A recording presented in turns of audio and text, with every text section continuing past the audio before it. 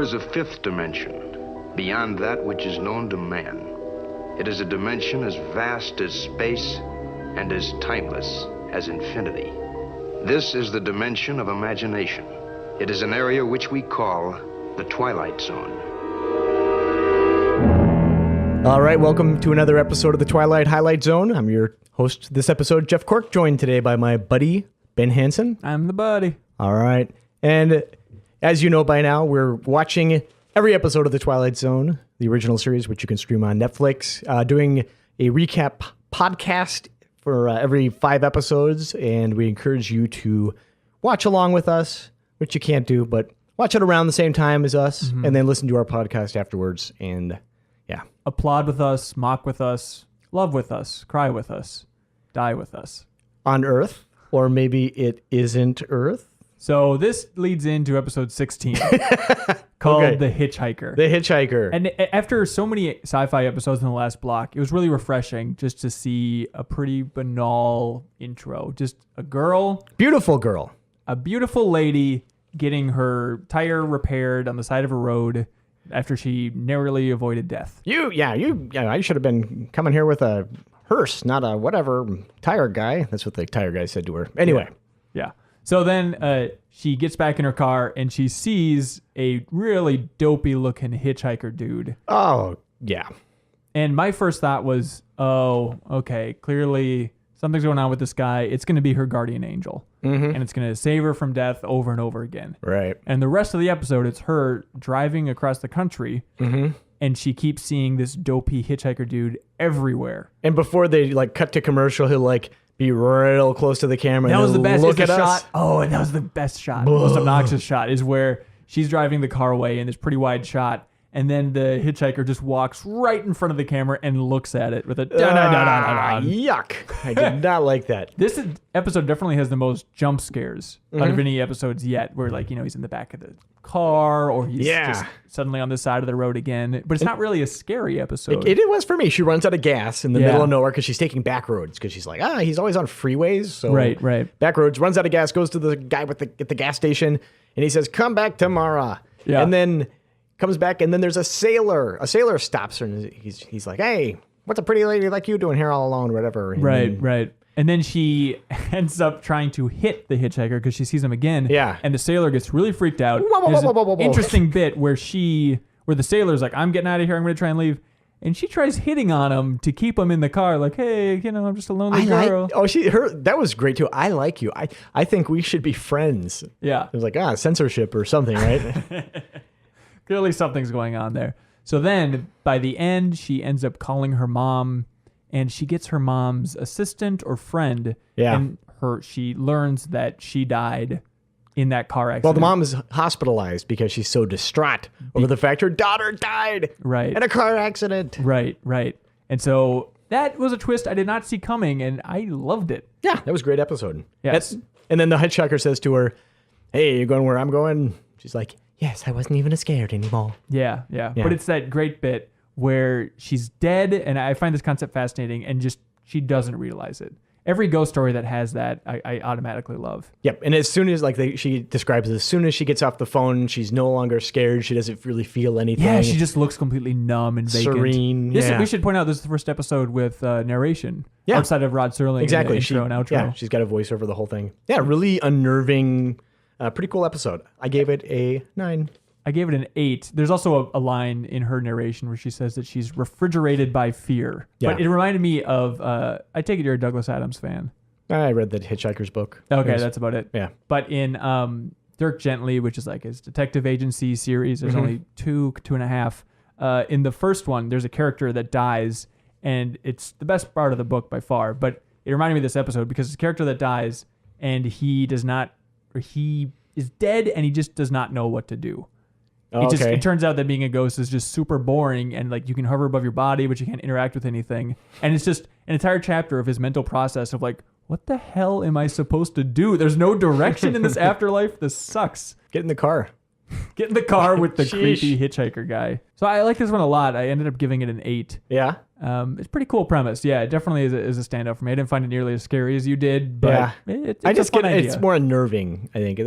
It's not spooky. Right. It's just kind of like a... Oh, and that train sequence. Oh, yeah. So she sees him on the other side of the train tracks, and she tries to floor it to hit him again for the second time. The car is always stalling. And yeah, and of course it stalls on the train tracks, but it's a great sequence where she's trying to get off the train tracks just in time, and they shot it in a brilliant way where she just gets off in the nick of time, of course. Yeah. And then the camera is down by like the hood of the car, and it kind of pans along with the train as it passes, and it's really well shot. It works really well. Yeah. All right, so the next one is a little episode called The Fever. All right, The Fever is the dumbest premise. Apparently, this lady wins a contest to go to Las Vegas with her husband, spendthrift named Franklin. Yeah, and he does not like gambling at all. He does not like it at all. He's like, I think he might be Amish or something. He does not like anything about this. They were just gonna. His idea was like, I'm gonna indulge you. We're gonna go here for 3 days or whatever, and he just wanted to sit in the room. You know, that was just the vacation for him was just going there and then coming back. It's kind of like you in every cover story. Exactly. I just want to sit in the room and no television, turn that off, put it out in the hallway like Poltergeist. And so anyway, the wife is just like, oh, come on. And then all the people are having so much fun with these slot machines. And then they cue all these shots of just people robotically moving their arms. And he's like, they're fools. They're suckers. You know, this is stupid. The wife puts like a nickel in and he's all super uptight about it, and she pulls the handle and loses, and he says, you're a fool, whatever. So they're starting to leave, and then this drunk guy, like comically drunk, comes like, hey, mister, this hasn't paid off. Maybe you're lucky, and puts like money in it. Franklin pulls it, and he wins a little bit. Yeah. So that kind of goes, oh, whatever. So he takes the money, and he goes back to his room, and then he's looking at the stack a little bit, and he's, well, maybe it's almost as if he starts to feel the fever, Cork. I hadn't thought about it that way. I think that, yeah, you're right. His wife finds him downstairs, and he's screaming at the slot machine, and he pushes it over and screams, give me back my money. Oh, yeah, because he's been going for like 8 hours. The pit bosses at this point are just like, Jesus, this guy's a wreck. He hasn't eaten or anything. He's he's like, I know I can beat this. I know I can beat this. It's a system. They think you're a fool. You know, I don't know. Right. So anyway, he's like taking out all these advances. He's gone deep into it. That $1 was all it took to hook him. Yeah. So anyway, and then the pit boss at one point is like, he's got the fever. I've never seen it this bad. So anyway, he goes back to his room, just completely defeated. And then you hear this awesome sound. Franklin. And it sounds like coin slots. Franklin. Franklin. And he's like laying awake. Franklin. And he like opens the door, and it's like the slot machine is there. And back then, slot machines were not like you think of them now. They had like these spindly little legs. Yeah. And it's the dumbest thing. It's also the best thing. He just looks absolutely terrified. Like, oh! And he just throws himself out of the window. Yeah, this is one of those examples where, just like in, what is it called? It's the one at the Twisted Amusement Park, where you see a huge glass window. Yeah. It's like, there's no way he's not going out of it. Oh. And then the dollar rolls. Because he's like, oh, give me back my $1. You owe me $1. Yeah, because remember, it didn't let him spin the last $1. And then you see it like everyone is surrounded. There's broken glass of crowds. And then there's a slot machine there. It's just, they're like one of the people, like one of the rubberneckers at this accident is a slot machine.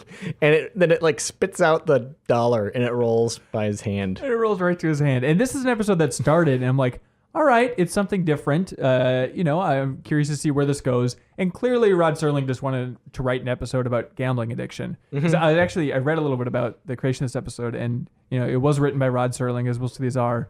And I think it was before the production of the Twilight Zone, but he just had a long trip to Las Vegas, and he did have a bit of a gambling addiction. Yeah.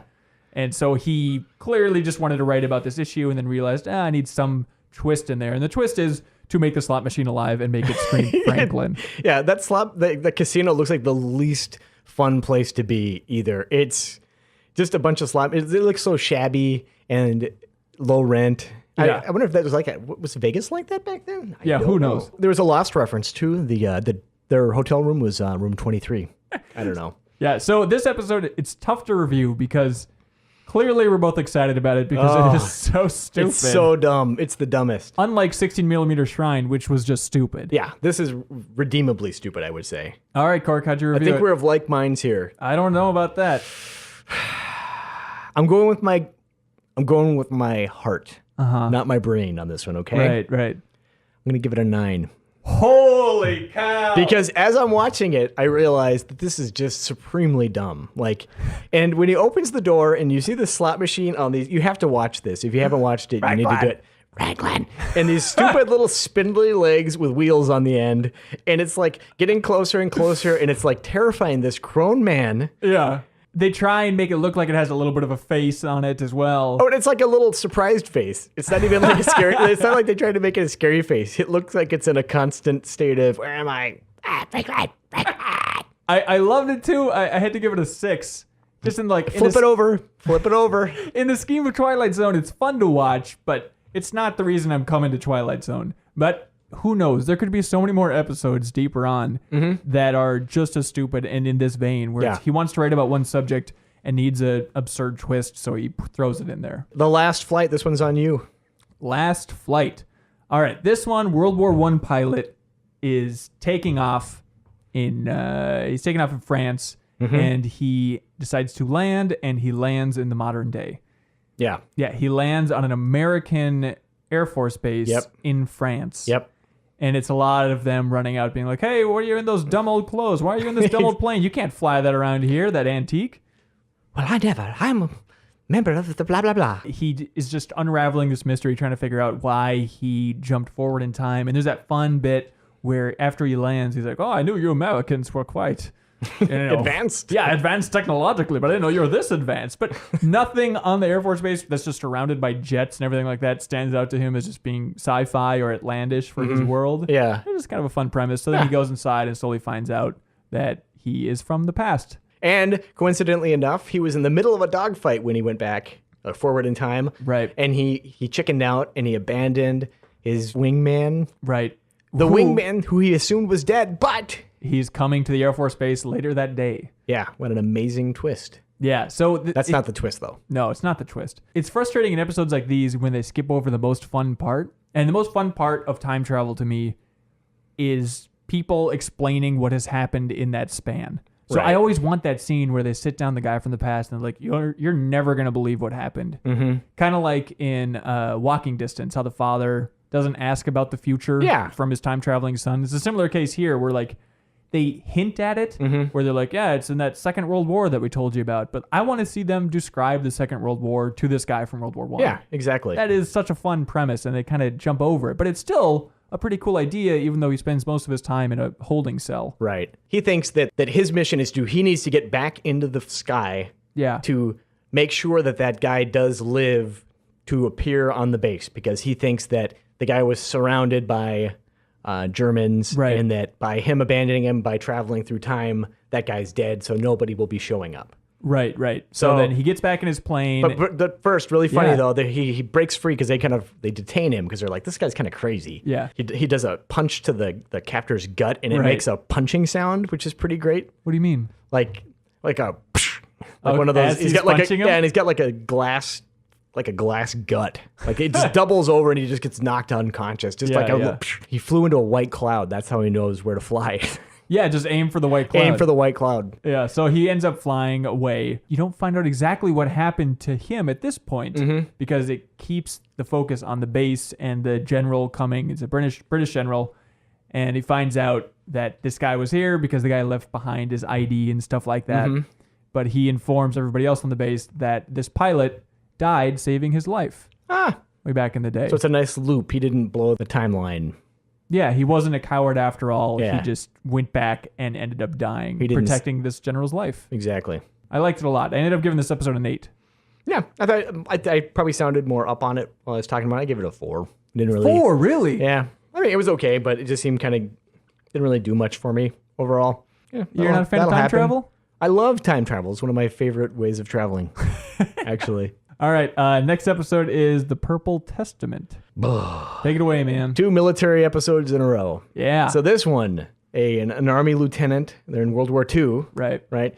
He suddenly realizes, or he's convinced that he's able to determine if people are going to die or not. He comes back from a mission, and he's really bummed out because a bunch of dudes died. Right. And one of his buddies is like, why are you so upset? A bunch of dudes died. He's like, yeah, but I knew it this time. I could see it on their faces. But it's funny. He describes it initially as like, I can see something on their faces. I don't know exactly how to describe it or what it is, but it's clearly something on their faces isn't right. And then later on, you see what he's seeing, and it's just like a glimmering light on their face. It's like somebody's shining a flashlight, reflecting it off. Let me tell you a spooky pan. story. Yeah. That kind of thing, basically. That exact effect. Yeah, so basically, they're going to go on another patrol, and he sees that his buddy, the light is on his buddy's face, and he's like, you're going to die next, or whatever. And then he sees it on his own face later on. Ends up dying. Dies in a Jeep crash. And his buddy, we should point out, is the guy from Bewitched. But yeah, I enjoyed this episode overall. My favorite thing about the episode, I got two things about this one. I think I know what you're going to say. The one guy, his buddy, who heard that he was going to be dying, he kind of like, before he went on his mission, emptied the contents of his wallet, right? Yeah. So like pictures of his family, right. Put his wedding band on there and stuff like that. When they come back and learn that he died, his superior officer's like, we lost one man today. And then it cuts to this picture of a smiling baby with its bare butt. So it just made it seem like that's the man they lost. And it made me laugh because I got a lot of growing up to do. I was expecting this to be to really tickle you.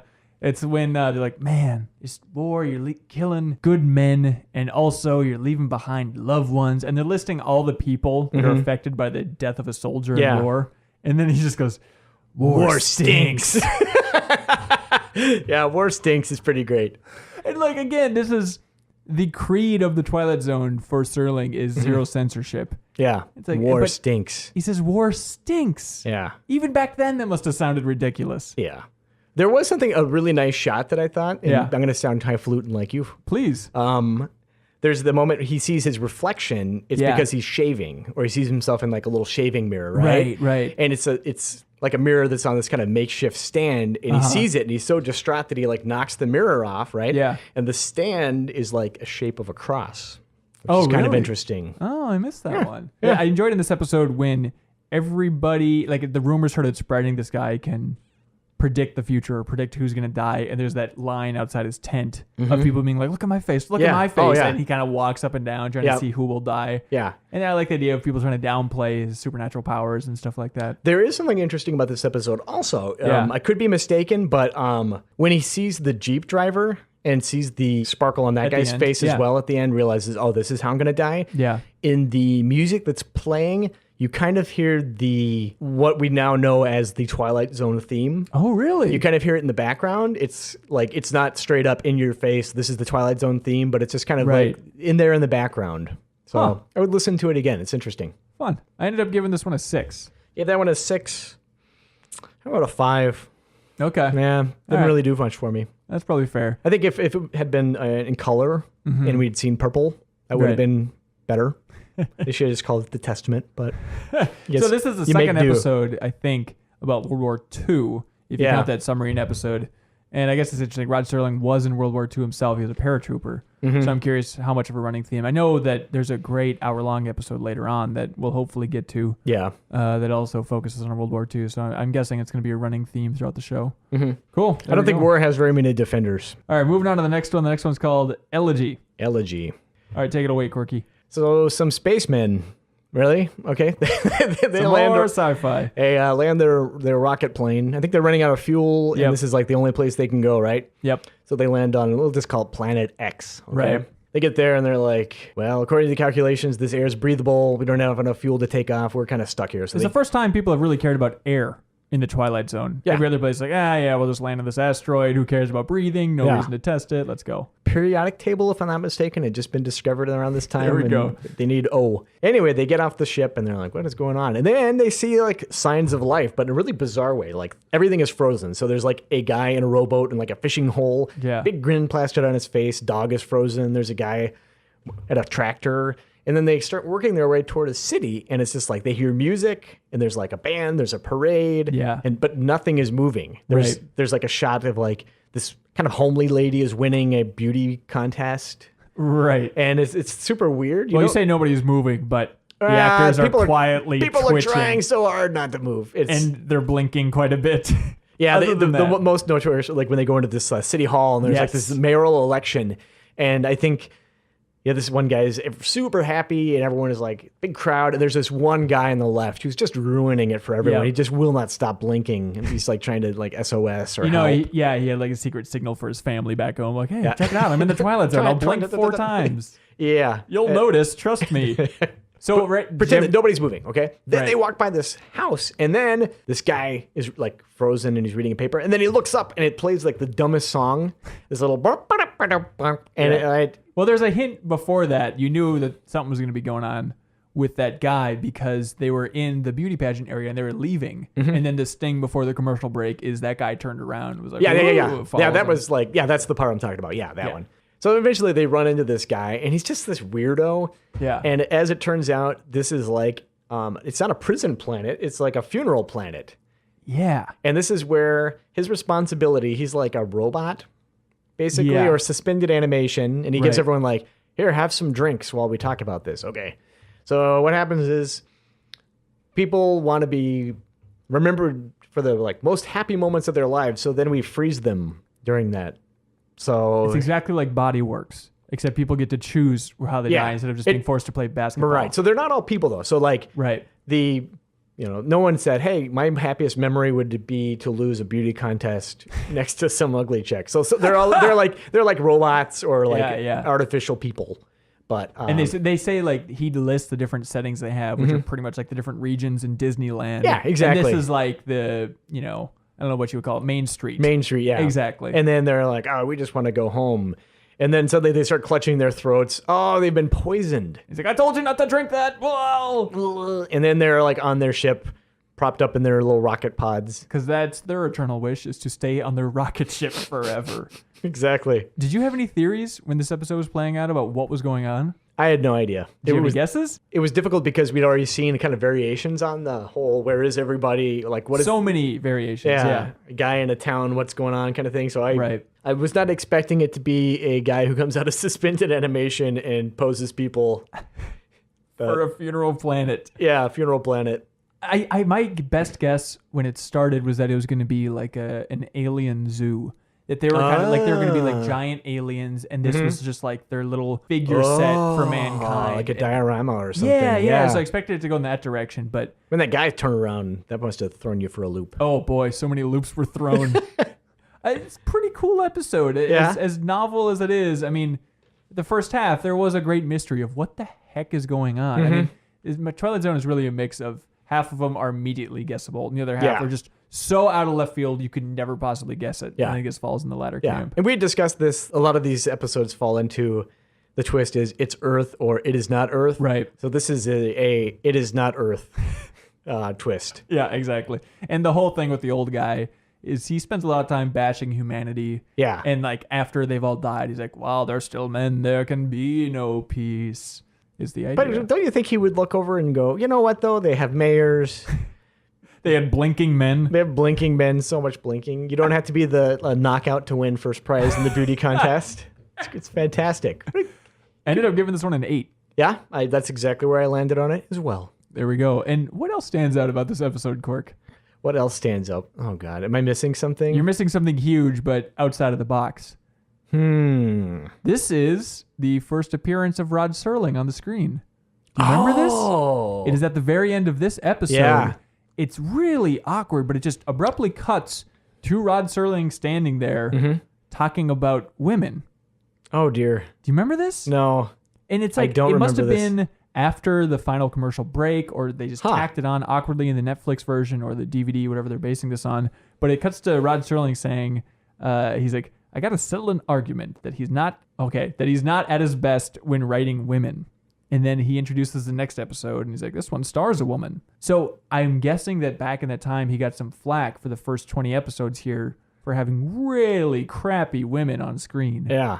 And so I don't know if this was a response to the criticism. He just felt like he needed to get his face out there to be like, hey, you think I don't know how to write women? Check out this next episode. Yeah.